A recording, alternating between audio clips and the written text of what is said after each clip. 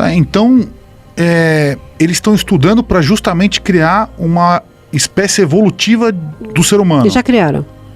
Começou a nascer a partir do ano 2000. Se você pegar as crianças que estão nascendo a partir do ano 2000, elas são diferentes, né? Primeiro que nós temos um osso no meio da cabeça que tem a forma de uma borboleta, chamado de esfenoide.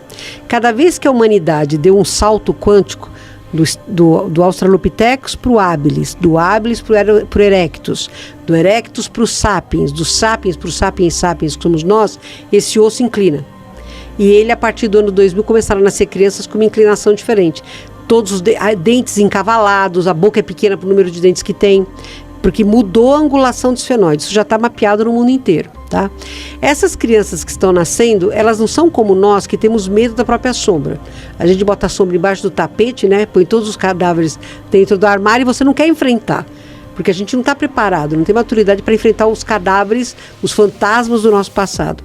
Essas crianças que começaram a nascer no ano 2000, elas já têm menos medo da própria sombra. Por isso que esse sistema límbico já mais evoluído atrai essas crianças que têm mais maturidade. Entendeu? Esses são os híbridos. Entendi. Então, o híbrido que a gente espera ver, que é aquela coisa do olho puxado, maior... Ah, não. Isso não vai acontecer? Não, talvez aconteça daqui a uns 200 anos. Por enquanto, são crianças. Uma inteligência maior, uma dotação para a música maior. Elas têm mais acesso a coisas que elas foram em outras encarnações, né? Porque elas já nascem com potencial maior. Nós temos 3 tipos de inteligência, né, Alexandre? A racional, que é do hemisfério esquerdo do nosso cérebro, matemática, linguística, operacional. A emocional, que está no lado direito do nosso cérebro, que são as nossas capacidades e a nossa relação intrapessoal e interpessoal, que é o lado criativo, o lado intuitivo, e a inteligência espiritual, que é aquela que você sabe que existe alguma coisa além do campo físico e você se relaciona com ela, né? Essas crianças estão nascendo com as 3 inteligências superiores. Não é só criança cristal que está nascendo, está nascendo criança normal, criança de encarnação compulsória, ou seja, aquele espírito tem que encarnar, não quer, vai de livre espancada à vontade, nasce porque tem que nascer mesmo, mas estão nascendo muitas crianças cristais, que é justamente para quando a gente entrar na terceira década do ano 2000, essas crianças começarem a ter comando no mundo.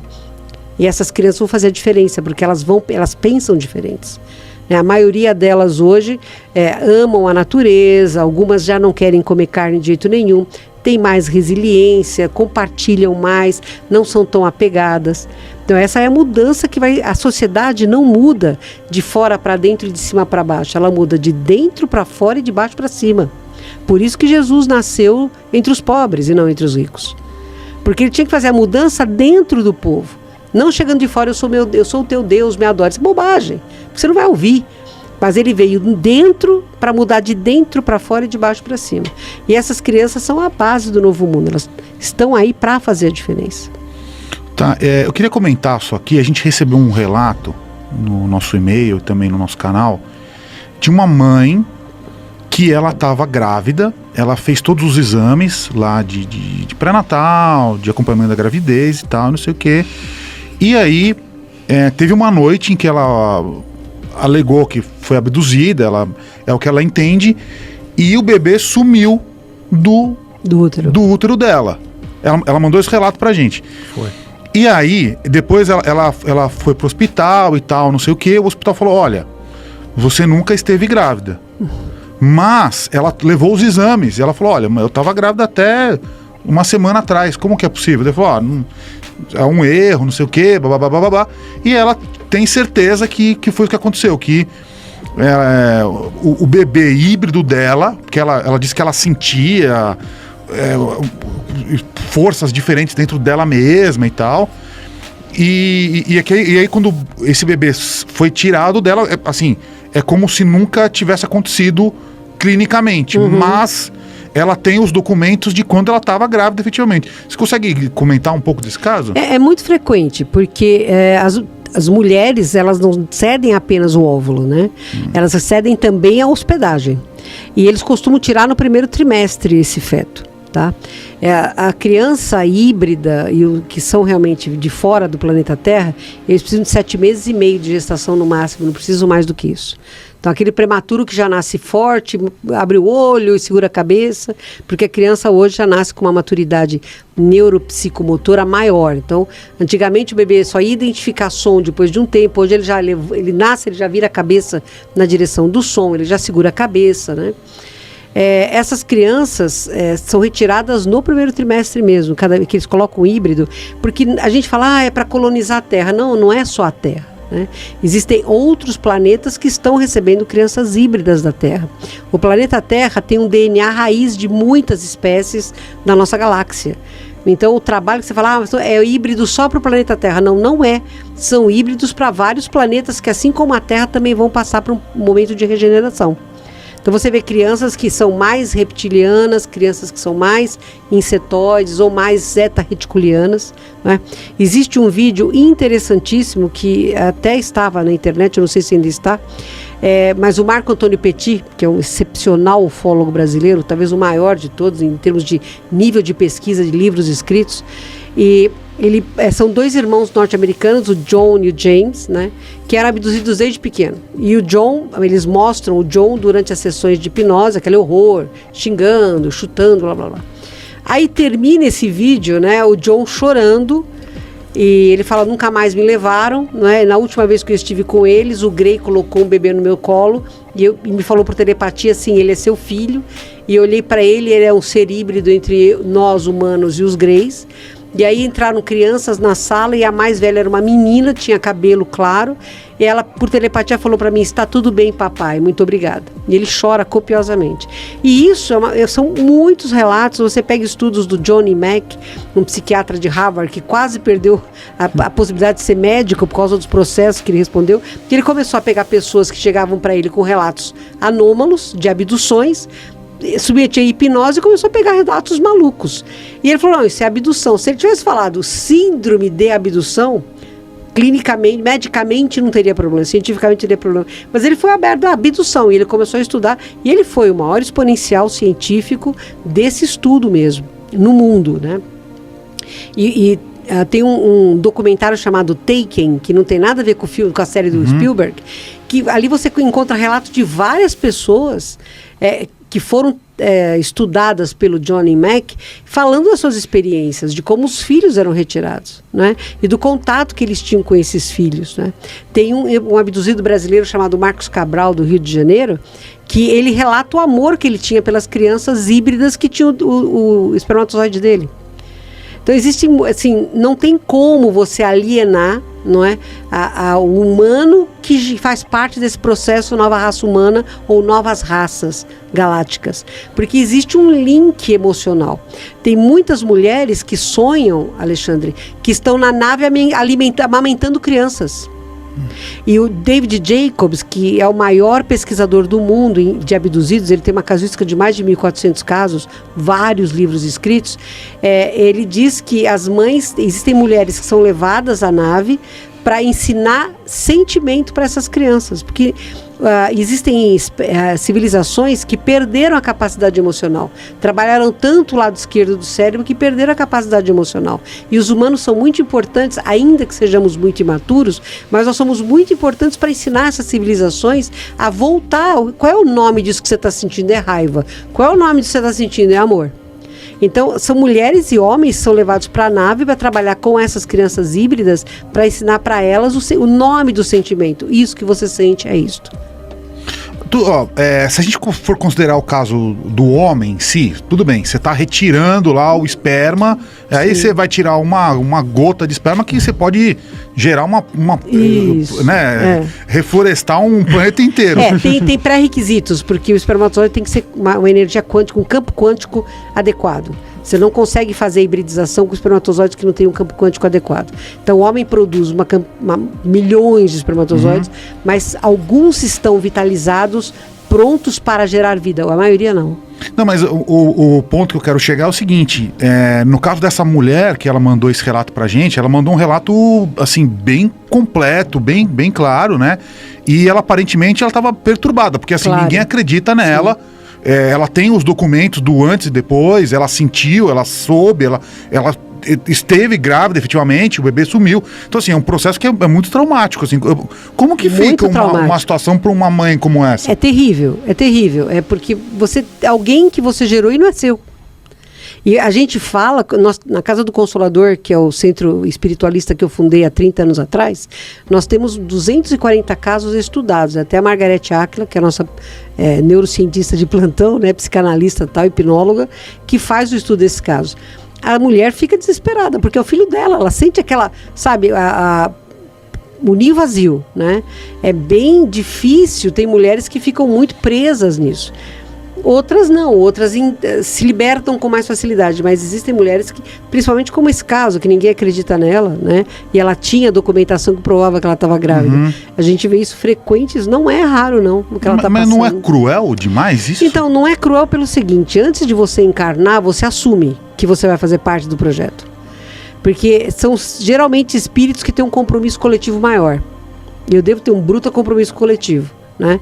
Então, quando você voluntariamente você aceita fazer parte desse trabalho, de estar entre os abduzidos, você sabe que você vai fazer parte de um projeto científico para criar seres com capacidade evolutiva para colonizar planetas distantes ou melhorar a civilização terrícola do nosso planeta.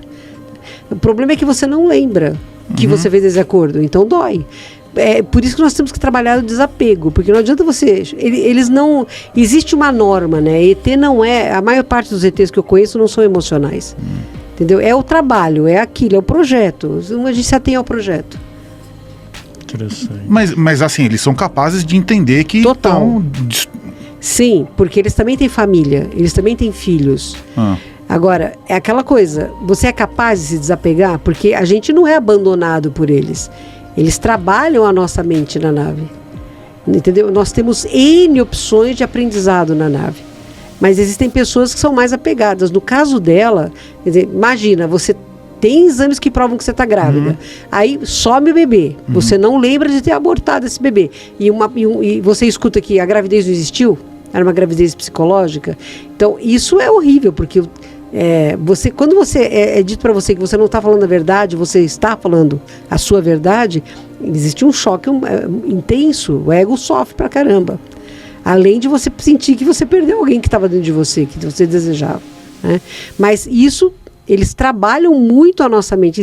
A maioria das mulheres e dos homens entendem muito bem e passam a vida normalmente com isso. Algumas não, então eles trabalham o máximo possível, mas o desapego é importante, a gente tem que trabalhar o desapego, porque não é nosso.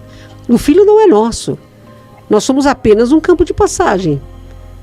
Você é um útero, como eles têm incubadoras. Depois que eles tiram da mulher, a criança é desenvolvida numa incubadora hiper ultra sofisticada, que é um ambiente uterino perfeito, onde ela cresce telepaticamente ela recebe tudo que ela precisa, de carinho, de conforto, de amor, né? A mãe que a gerou tem acesso a ela, até uma certa idade ela tem acesso a ela, mas não é nosso. Mesmo as crianças que a gente gera aqui na Terra não são nossos. O filho, ele está seu, mas ele não é seu. São espíritos independentes. Eu acho que assim faz total sentido. Eu consigo entender esse ponto de vista. Mas é que para a mãe em si, né? E se é tão frequente, porque assim, se chegou na gente isso. Se chegou um depoimento tão detalhado, acho que foi por causa da live que a gente fez com acho que foi com o Edson. Foi com o Edson. Primeiro ela mandou uma mensagem no chat, depois ela mandou um e-mail, assim, detalhando bem, assim, todo o processo e tal.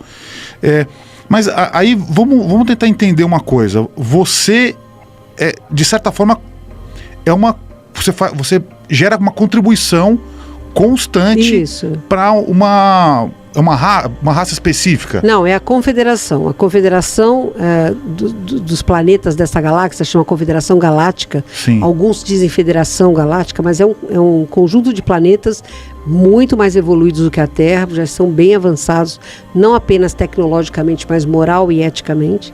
Né? Eles coordenam toda uma movimentação de planetas, de civilizações.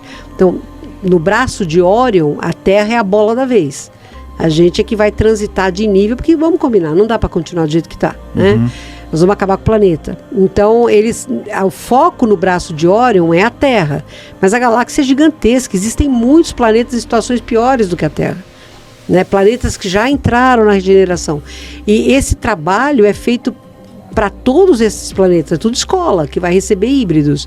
Então, num planeta que tem, por exemplo, a raça adâmica como a predominante, a Terra é um provedor, vamos dizer assim, genético, por causa do nosso mapa genético, que é um cadinho de toda essa galáxia, tá?